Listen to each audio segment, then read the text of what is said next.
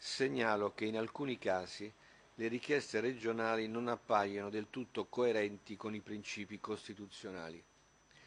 Tali richieste sono spesso inerenti a materie diverse da quelle elencate nella Costituzione e che pertanto non possono essere oggetto di attribuzione.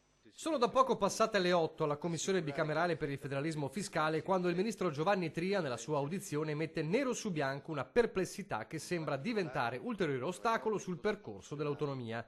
Paletti di costituzionalità in alcuni ambiti, uno su tutti. L'articolo 117, seconda comma, lettera E, che attribuisce allo Stato la competenza legislativa esclusiva in materia di sistema tributario e contabile dello Stato.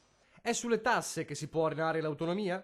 Da Roma la frase rimbalza subito in Veneto, ma nel frattempo lo stesso Tria, continuando la relazione, precisa. Il richiamo alla Costituzione è un richiamo doveroso, ma d'altra parte non è stato messo in dubbio che queste intese possano andare oltre e incidere sulle materie esclusiva pertinenza dello Stato e quindi queste intese possono benissimo andare avanti. Così a Venezia il governatore Zaia, in contatto anche con la delegazione trattante a Roma, chiarisce quel si può benissimo andare avanti è un sigillo alla bontà dell'operazione.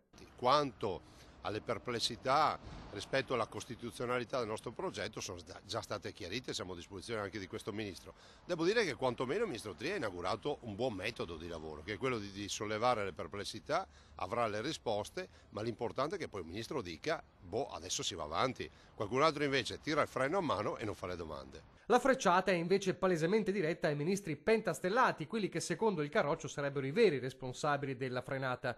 Intanto Tria prosegue e spiega come nella attuale fase embrionale non è possibile quantificare gli effetti dell'autonomia sulla finanza pubblica. Ma è appunto un percorso che, perplessità o meno, il Veneto non vuole vedere bloccato. Si tratta di fare come sostenne Michelangelo per la Pietà, chiude Zaia, togliere tutto il marmo che c'è in più e alla fine verrà fuori l'opera, ma bisogna che qualcuno cominci a scalpellare. Però ormai la gestazione si è conclusa, i lavori e i compiti per casa li abbiamo fatti, per cui siamo pronti. Siamo pronti peraltro con un bel progetto per portare le 23 materie al Veneto.